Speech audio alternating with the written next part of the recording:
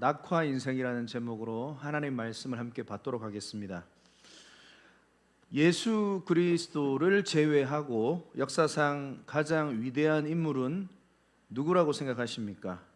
만약 오늘 이 자리에 우리가 함께 토론을 펼친다면 분명히 다양한 의견들이 나올 것입니다. 왜냐하면 다 각자의 의견 또 기준에 따라 위대함을 다 다르게 평가하기 때문에 그렇습니다.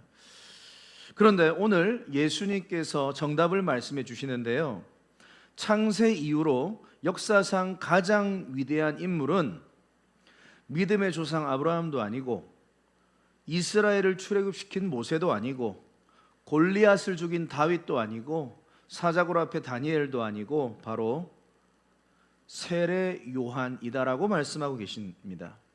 네.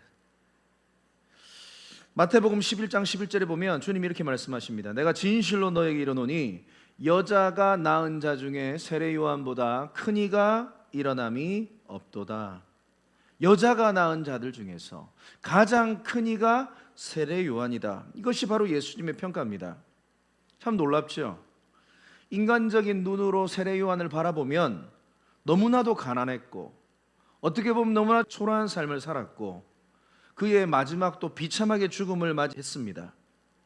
하지만 주님의 눈에는 역사상 가장 큰 인물, 가장 위대한 인물로 우리 주님은 그렇게 그를 평가하고 있는 것이죠. 지금도 세례 요한은 주님 곁에서 저 천국에서 주님과 함께 거하고 있는 것입니다.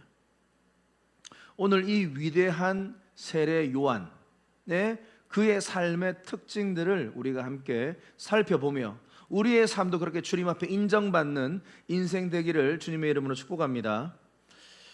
공생애를 예수님께서 시작하시고요, 우리 지난주에 사내들인 공회원이었던 니고데모가 밤중에 홀로 예수님을 찾아와서 대화하는 것을 우리가 함께 말씀을 통해서 배웠습니다. 세상적으로 보면 모든 걸 가졌어요. 지식도 재물도 명예도 뭐 하나 빠짐없이 다 가졌던 니고데모가 그의 마음 가운데 무언가 알 수 없는 텅 빈 공허함이 있었습니다.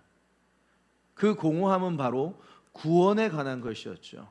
영생에 관한 것이었죠. 거듭남에 관한 것이었습니다. 도저히 자기는 이 문제를 해결할 수 없고 이 진리를 깨달을 수 없기에 예수 앞에 달려 나온 것입니다.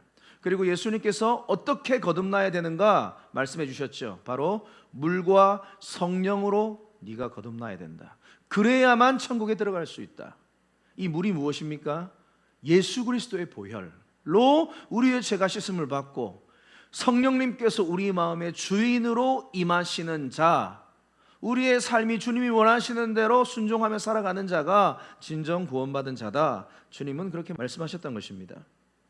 그래서요, 본문으로 넘어와서 오늘 본문에 보면 이제 예수님께서 제자들과 함께 세례를 베푸시는 장면으로 오늘 본문을 시작하고 있습니다. 요한복음 3장 22절인데요 보세요. 그 후에 예수께서 제자들과 유대 땅으로 가서 거기 함께 유하시며 세례를 베푸시더라. 요한복음 4장 2절에 보면 제자들과 함께 예수님께서 세례를 베푸시는 것입니다. 회개의 세례, 물 세례를 베푸셨죠. 그런데 3장 23절에 보면 요한도, 세례 요한도 살렘 가까운 에논에서 세례를 베풀었다라고 성경은 기록하고 있습니다. 다시 말하면 서로 대조되는 말씀이 보여지죠. 묘한 기류가 흐릅니다. 바로 사역이 겹치고 있어요. 예수님과 예수님의 제자들도 세례를 베풀고 세례 요한도 세례를 베풀고 있죠. 원치 않는 라이벌 관계가 형성이 된 겁니다. 이 라이벌이라는 단어가 사실 그 어근을 찾아보면 리버, 강물에서 왔습니다. 같은 강물을 마시는 사람이라고 해서 라이벌이라는 단어가 나왔죠. 다시 말하면 가수는 영화 배우를 질투하지 않습니다. 그렇죠? 마시는 물이 다르기 때문에. 그런데 같은 가수끼리는 질투를 하죠. 지금 그러니까 예수 그리스도께서 사실은 등장하기 전에는 세례 요한이 짱이었어요. 최고였어요. 광야의 스타였습니다. 모든 사람들이 광야에 있는 그를 보기 위하여, 그의 말씀을 듣기 위하여, 그리고 그에게 세례받기 위하여 사람들이 몰려들었습니다. 그런데 갑자기 예수님이란 분이 등장을 하신 거예요. 그랬더니 이제 새로운 스타가 등장을 한 것 같이 수많은 사람들이 세례 요한에게서부터 떠나 예수님에게로 가게 된 것이죠. 마치 세례 요한의 교회에서 성도들이 수평이동해서 예수님 교회로 가듯이요. 원래 세례 요한이 마태복음 3장 6절에 보면 요단강에서 세례를 베풀었던 사람입니다. 원래 요한이 사역하던 장소가 요단강이에요. 그런데 오늘 23절에 보면 사역지를 옮긴 겁니다. 아까 요한복음 3장 23절에 보면 요한도 살렘 가까운 에논에서 세례를 베풀었다. 다시 말하면 그 이유가 뒤에 나오는데 거기 물이 많았기 때문에, 거기 물이 많았다라고 성경은 기록하고 있습니다. 다시 말하면 세례 요한이 인기가 급상승하면서 점점 사람들이 많이 몰려들고 세례를 주기에 공간이 협소하니까 물이 더 많은 에논이라는 곳으로 옮긴 것입니다. 그런데요, 이거 웬걸? 속된 말로 옮겼는데, 더 크게 가게를 오픈했는데 장사가 안 되는 겁니다. 더 잘 될 줄 알고 에논으로 옮겼는데 사람들이 점점 안 오는 거예요.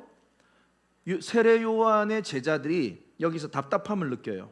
초조함을 느껴요. 그래서 자기 스승이신 세례 요한에게 찾아와서 불만을 토로합니다. 요한복음 3장 26절 보시면 그들이 요한에게 가서 이르되 랍비여, 선생님과 함께 요단강 저편에 있던 이, 바로 예수님을 말하죠. 곧 선생님이 증언하시던 이가 세례를 베풀매 사람들이 다 그에게로 가더이다. 한번 사진을 보여주시겠어요? 제자들이 와서 지금 자기 스승에게 초조한 마음에 지금 뭔가를 이야기하는 겁니다. 선생님, 지금 우리에게 몰려들었던 그 사람들이 지금 다 떠나서 저 예수에게로, 다시 말하면 우리 가게 장사 잘 되다가 손님들이 다 지금 저 가게로 넘어갔습니다. 우리 가게 문 닫겠습니다. 어떻게 해요, 선생님? 빨리 방법을 좀 마련해야 될 거 아닙니까? 우리가 지금까지 당신을 메시아라고 생각을 하고 따라다녔는데 우리 이렇게 있으면 안 되잖아요. 엄청나게 지금 흥분하고 열받고 화가 난 상태로 지금 스승에게 다그치고 있는 거예요. 그런데 어떻게 보면 세례 요한의 마음도 질투로 또 분노로 또 이런저런 마음이 복잡한 심경이 될 수 있는데, 놀라운 사실은 세례 요한이 그 제자들의 말 때문에 흔들리지 않습니다. 요한복음 3장 29절 말씀에 보면 그가 놀라운 레슨을 제자들에게 이야기하고 있는데요.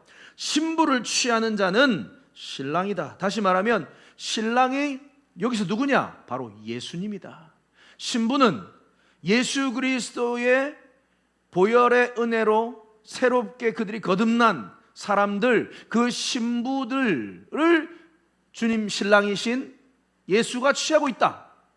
그리고 서서 신랑의 음성을 듣는 친구가 크게 기뻐하나니 나는 이러한 기쁨으로 충만하다라고 말하고 있는 것입니다.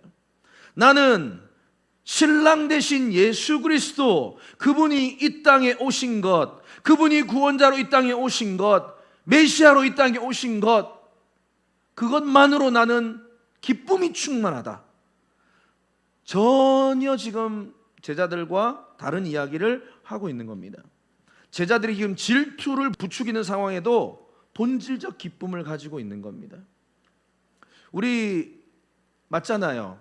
우리가 평안하다가도 보면 옆 사람이 뭐라고 말을 하면은 우리의 마음이 갑자기 기쁨을 빼앗기고 불안해지고 초조한 경우들 많죠.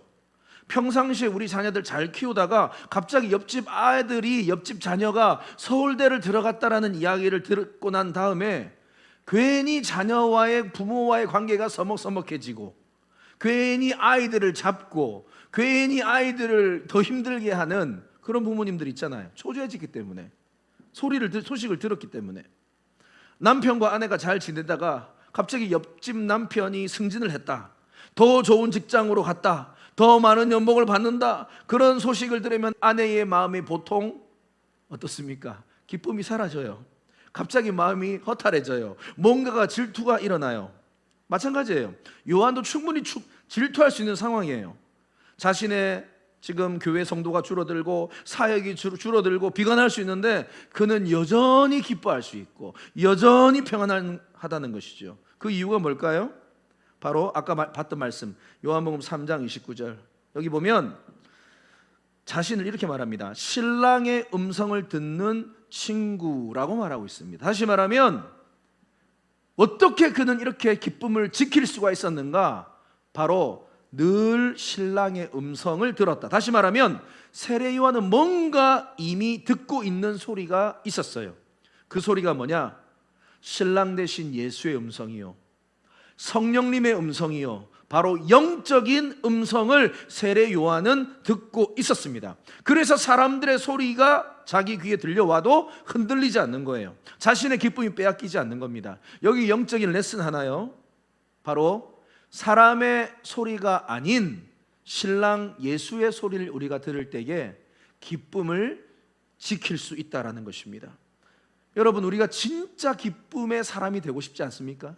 어떤 상황 가운데서도 흔들리지 않는 기쁨의 사람 되고 싶지 않습니까? 그러면요, 신랑의 음성 들어야 돼요. 영적인 음성 들어야 돼요. 하나님의 음성을 들어야 돼요. 사람들의 소리에는 귀를 막아야 돼요. 그런데 안타까운 상황은 사람의 소리를 항상 듣고 항상 영향을 받는 사람들이 너무나 많다. 직장 동료의 소리를 들으면 마음이 불안해지고, 갑자기 가족들이 자신에게 무언가를 말하면 초조해지고, 친구들이 뭐라고 말을 하면 괜히 답답해지고, 평안이 깨어져 버리는 거예요. 기쁨이 깨어져 버려요. 그리고 자기 마음에 원망, 불평, 비교, 시기, 질투, 분노가 올라올 때가 얼마나 많습니까? 혹시 내가 뭐 잘못 살아온 거 아니야? 나 정말 망하는 거 아니야?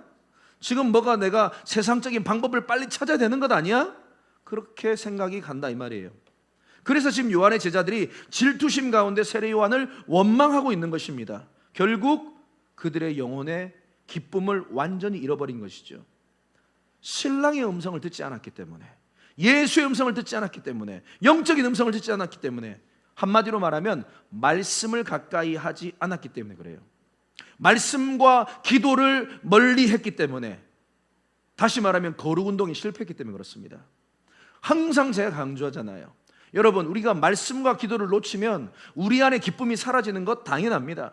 그래서 여러분들에게 매일 하루를 큐티 말씀으로 시작하고, 말씀을 읽으시라고, 기도를 정시에 다니엘처럼 하시라고, 감사의 노트를 쓰시라고, 찬양을 들으시라고 말하는 이유가 바로 우리의 기쁨이 빼앗기지 않기 위해서 그런 것입니다.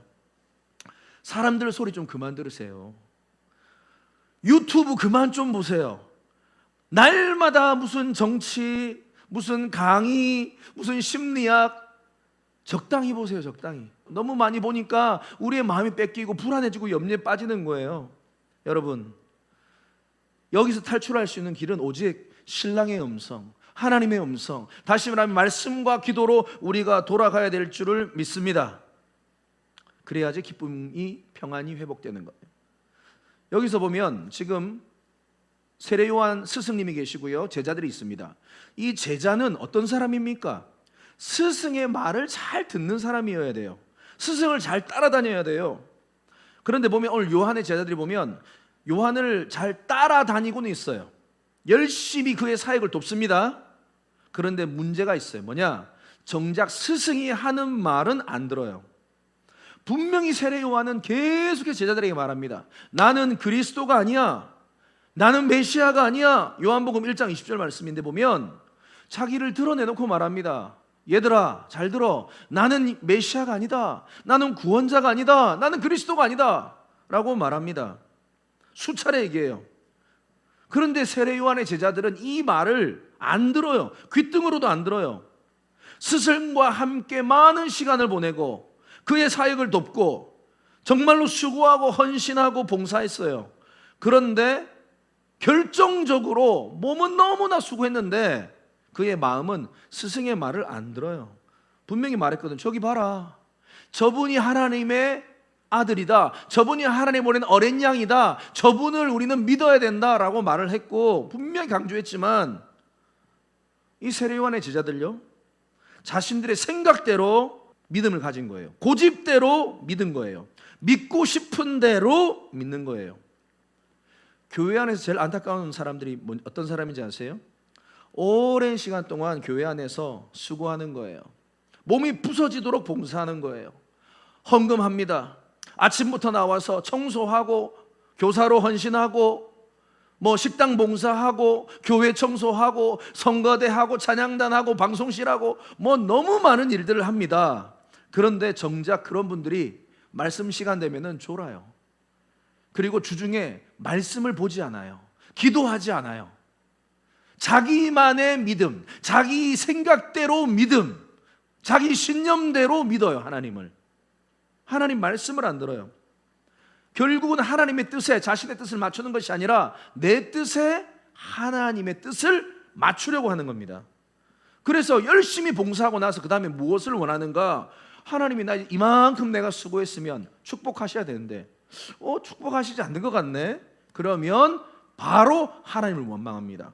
바로 하나님께 불평을 쏟아놓습니다. 오늘 세례 요한의 제자들의 모습들하고 똑같습니다. 누가복음 10장에도 보면 마르다와 마리아의 이 예수를 믿는 방식이 이렇게 나와요. 예수를 믿는 방식, 마르다가 예수님을 믿는 방식은 어떤 방식입니까? 온몸이 부서지도록 예수님을 위해서 음식을 준비하는 거예요. 방 청소를 하고 음식을 사가지고 와서 맛있게 요리를 하고 그 뜨거운 불 앞에서 땀을 뻘뻘 흘려가면서 수고합니다. 그렇게 수고하면 예수님이 나를 기뻐하실 것이고 나를 축복해 주실 것이다. 그렇게 열심히 일하다가 정작 예수님의 말씀을 듣지 않아요. 그런데 반대로 마리아는 어떻습니까? 예수님을 어떻게 믿어요? 어떻게 사랑해요? 예수님이 가장 기뻐하는 게 뭘까? 고민해 보니까 예수님의 말씀을 듣는 것이구나. 그래서 그 예수님의 마음을 알고자, 예수님의 뜻을 파악하고자 예수 그리스도의 무릎에 앞에 앉아서 말씀을 듣는 것을 최우선으로 합니다. 그랬을 때에 나중에 보세요. 마리아가 그 말씀을 듣고 예수 그리스도께서 십자가에 못 박혀 돌아가시기 전에 그의 전 재산 향료값을 깨뜨려서 예수의 장례를 준비하는 것이죠. 그러니까 수고하지 않은 것 아니에요.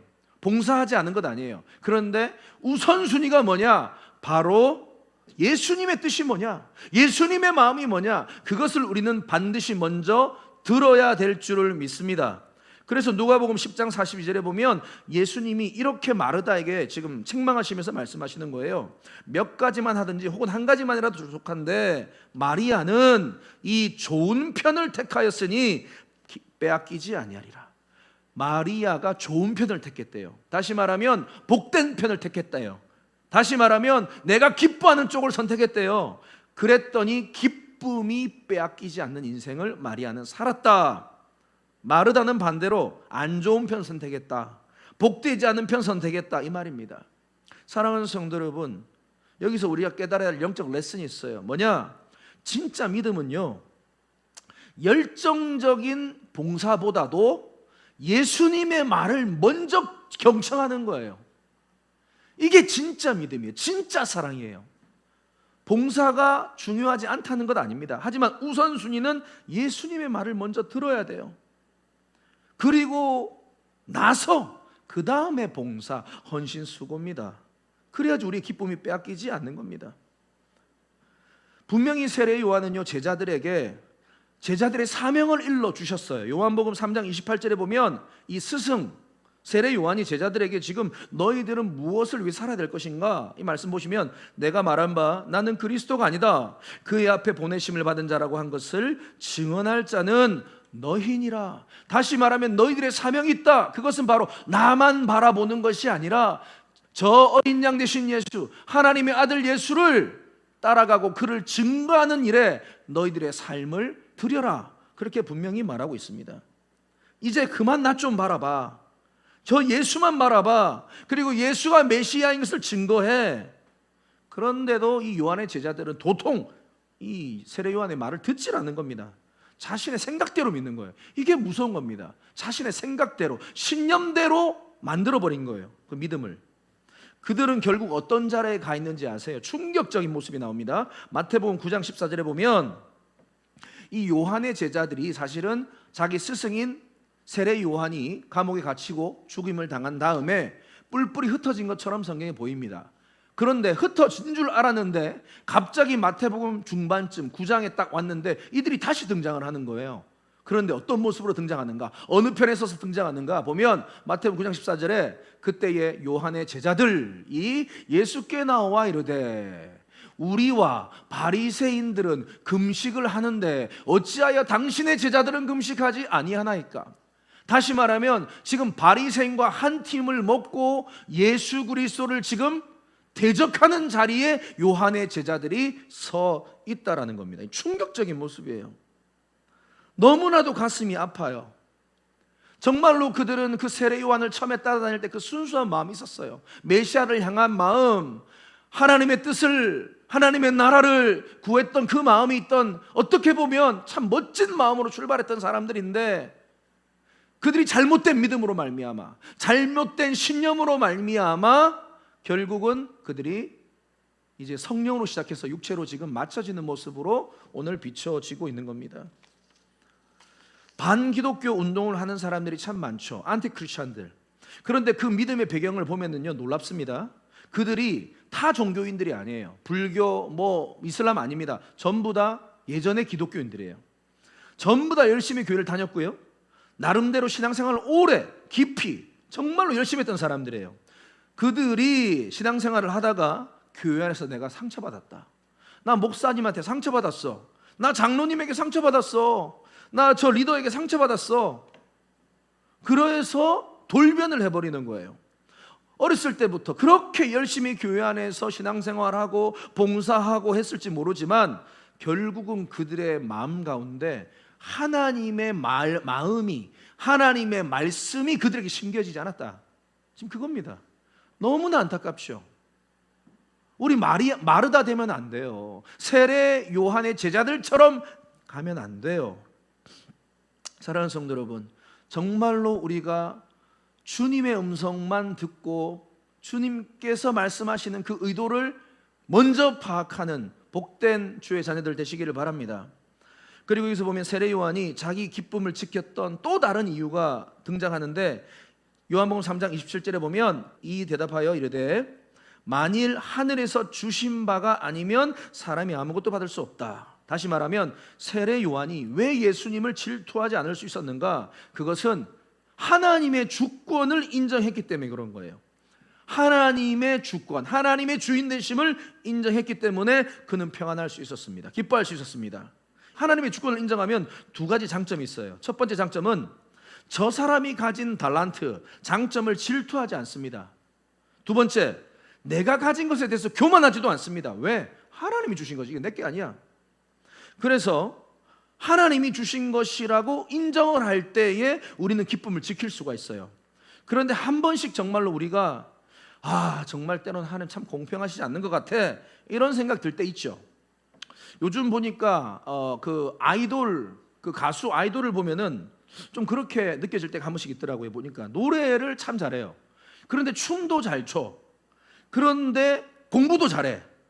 무슨 수능이 몇 점 나왔네, 무슨 대학교를 졸업했네, 아니 무슨 고등학교를 다니네, 과학고를 다니네, 또 얼굴도 잘생겨, 키도 커, 성격도 좋아.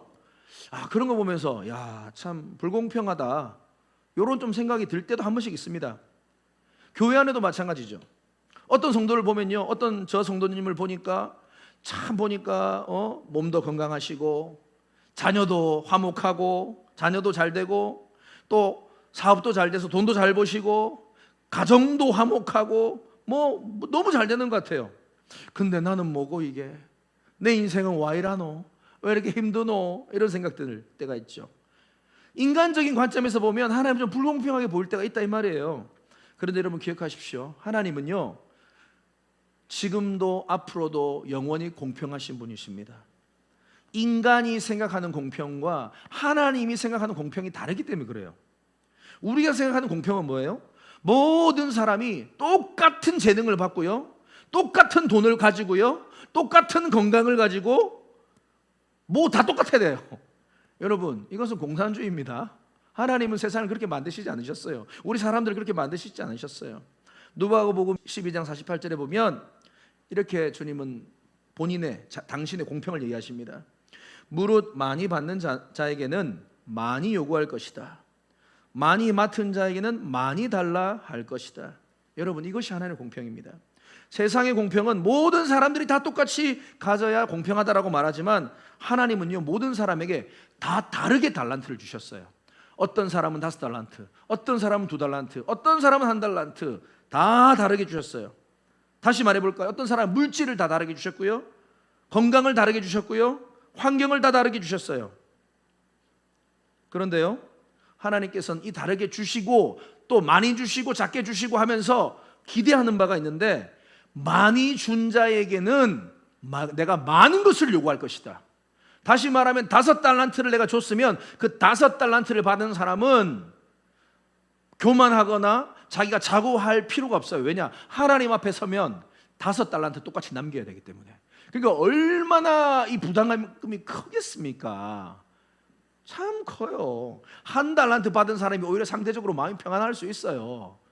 나는 좀 몸도 건강도 좀 그렇고, 나는 많이 배우지도 못했고, 나는 물질도 많이 없고, 나는 이것저것 살펴봤는데 별로 뭐 이렇게 뚜렷하게 하나님 앞에 모르겠네. 만약에 정말로 자기가 1달란트 받은 인생이다, 그러면 1달란트만 남기면 되는 거예요. 그러니까 얼마나 위로가 됩니까? 그리고 또 하나, 우리가 다 퍼즐 조각이에요. 퍼즐 조각이 모양이 다 다르게 하나님은 만드셨어요. 다 천편일률적으로 모든 것을 똑같이 만들지 않습니다. 다 모양이 달라요. 그리고 크기도 다 달라요. 그렇게 하나님께서는 이 세상을 아름답게 하나의 그림으로 지금 만들어가고 계시는 것입니다. 그래서 하나님의 관점에서 이것을 우리는 바라봐야 된다라는 것입니다. 그래서요, 하나님의 관점, 하나님의 주권을 생각한다면 절대로 기쁨이 빼앗길 이유가 없는 거예요. 제가 예전에 이 말씀을 잘 몰랐을 때 하나님을 향해서 원망하고 불평할 때가 참 많았습니다. 특별히 제가 이제 목회자로 주님 앞에 서원하고 결단하고 달려오면서 정말로 탁월하신 목사님들을 참 많이 만났습니다. 특별히 이제 저를 가르쳐 주셨던 대구 동신교회 권성수 목사님, 뭐 또 조윤기 목사님, 또 옥하는 목사님 많이 계시는데, 특별히 권성수 목사님 참 너무나도 많은 달란트를 받으신 것 같아요. 제가 봤을 때는 얼마나 지혜로우신지 몰라요. 얼마나 똑똑한지 몰라요. 얼마나 센스가 있으신지 몰라요. 그래가지고요, 뭐 말씀을 준비하는데 이 설교 원고를 그냥 다 외워버리세요. 그리고 뭔가 사람하고 대화하거나 뭔가를 기억해야 되는 모든 것들을, 누군가와 한마디라도 짧게 대화한 것들을, 그 10,000명에 되는 성도님들의 모든 정보를 머릿속에 다 기억하고 있으세요. 저는 제 맡은 구역도 하나 간당간당한데 소화하기가, 근데 고 목사님은 다 알아요. 저분이 언제 교회에 오셨고, 저분의 가정에 무슨 어떤 일들이 있고, 뭐 또 저분이 어떤 신앙적인 색깔을 가지고 계시고, 뭐 이런 것들을 다 머릿속에, 무슨 AI처럼. 그런 거 볼 때마다 너무 하나님께 좀 원망 섞인 마음이 올라오더라고요. 나는 저렇게 왜 똑똑하지 못할까? 나는 왜 저렇게 머리가 좀 이렇게 영특하지 못할까? 그리고 성격은 또 왜 이렇게 또 뭐가 나가지고 욱하는 성격일까?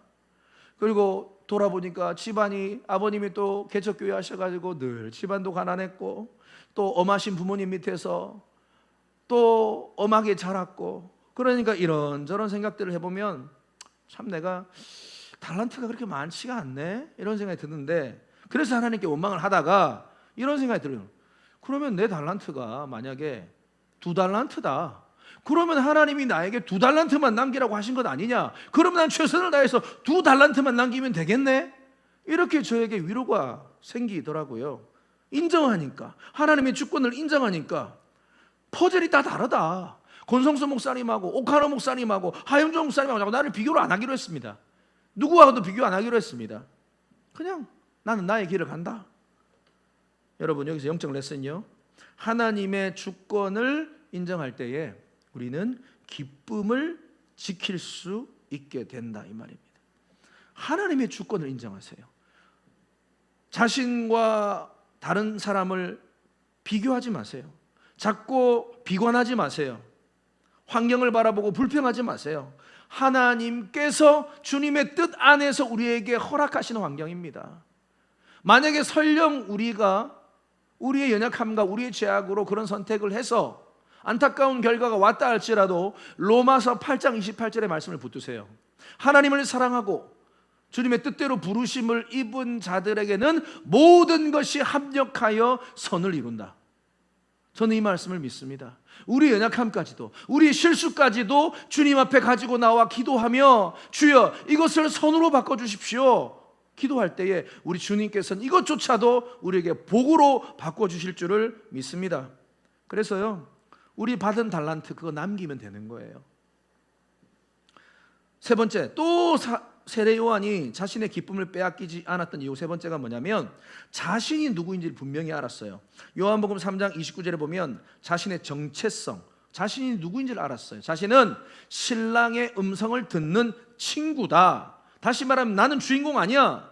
진정한 주인공은 예수시다. 예수가 진짜 신랑이시고 나는 그의 들러리일 뿐이야. 그렇게 그는 인정하고 자기 정체성을 알았기 때문에 기쁨을 빼앗기지 않았어요. 인간은 기본적으로요, 자기 중심적입니다. 죄성을 가지고 있기 때문에. 가족 사진을 한번 찍었다고 생각해 봅시다. 가족 사진을 찍었어요. 그런데 그 사진이 잘 나왔나 못 나왔나 판단하는 기준 뭐예요? 다른 거 다 필요 없어요. 내가 잘 나오면 그 사진 잘 나온 거고 내가 못 나오면 그 사진 못 나온 거예요. 옆 사람 상관없습니다. 여러분, 이게 우리 이기적인 모습이에요. 그런데 세례 요한은 자기의 인생의 주인공을 자기로 생각하지 않았어요. 이 역사의 주관자 되시는 우리 하나님 아버지, 이 역사의 드라마의 주인공은 바로 예수 그리스도시다. 나는 그분의 영광을 위해서 존재한 엑스트라야. 나는 조연이야. 나는 그분의 영광을 위해서 잠깐 동원된 소품이야. 그렇게 세례 요한은 자신의 정체성을 분명히 깨달았던 것입니다.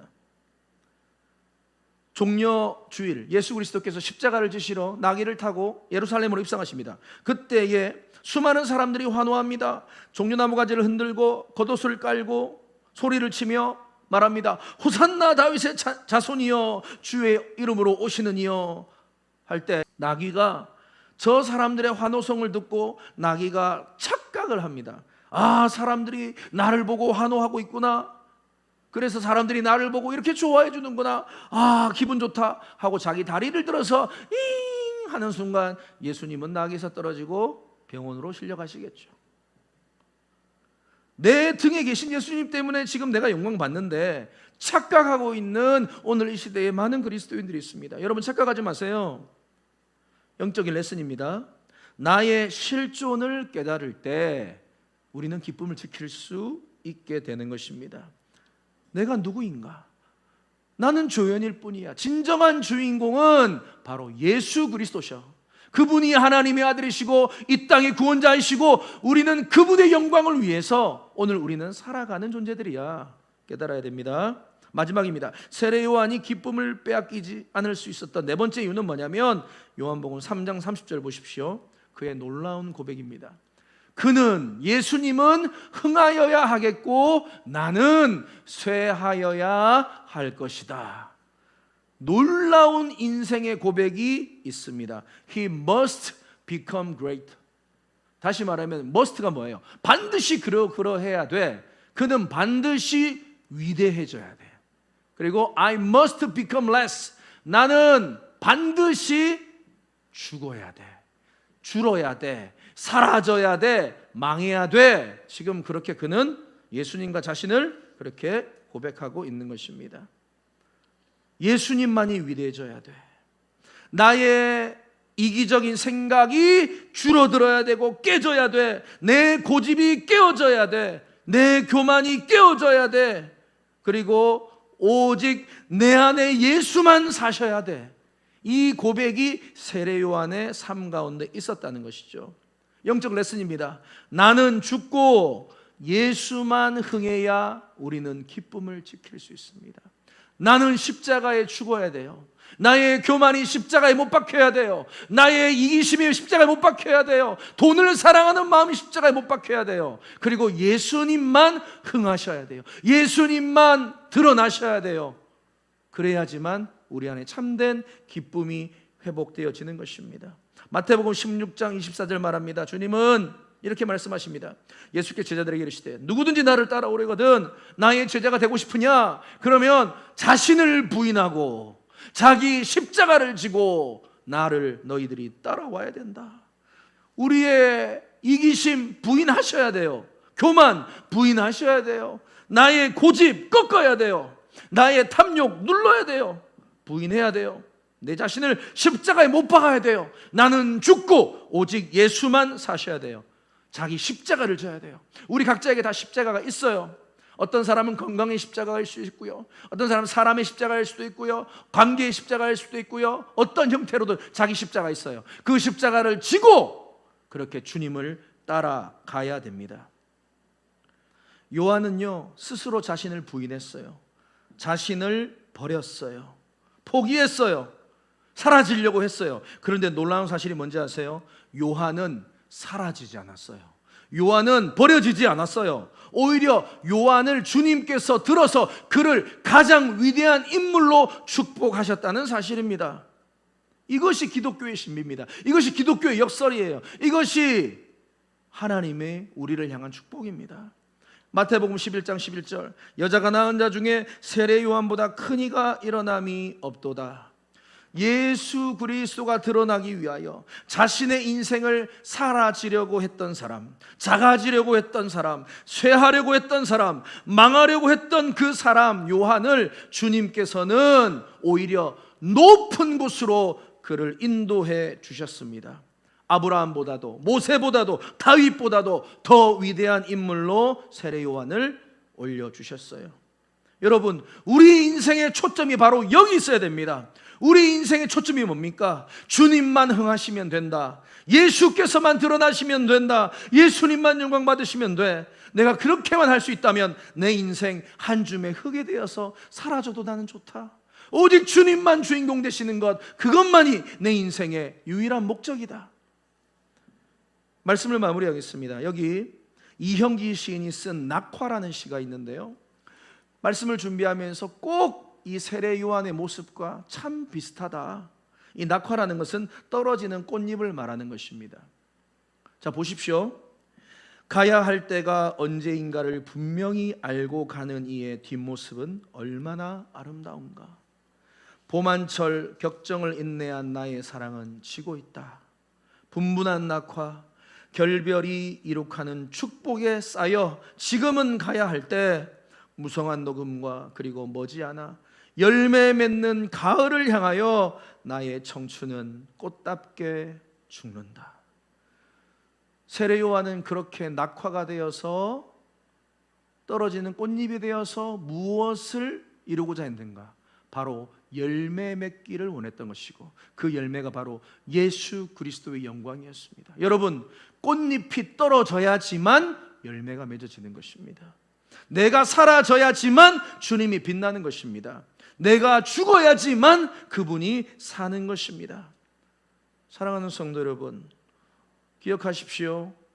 사람의 소리가 아니라 우리는 신랑의 소리, 예수의 소리, 하나님의 음성에만 집중하는 기쁨을 지키는 복된 자들 되시기를 바랍니다. 열심히 봉사하고 헌신하는 것 중요합니다만은 그보다 더 우선되어져야 될 것, 바로 예수님의 말씀을 먼저 꼭 듣고 순종하시기를 바랍니다. 그리고 비교하지 마세요. 괴로워하지 마세요. 하나님의 주권을 인정하시고 그렇게 묵묵히 우리의 길을 걸어가시기를 바랍니다. 그리고 나는 죽고 오직 예수만 드러나는 삶을 통하여 진정한 기쁨이 여러분의 인생 가운데 평생 있기를 주님의 이름으로 축복합니다.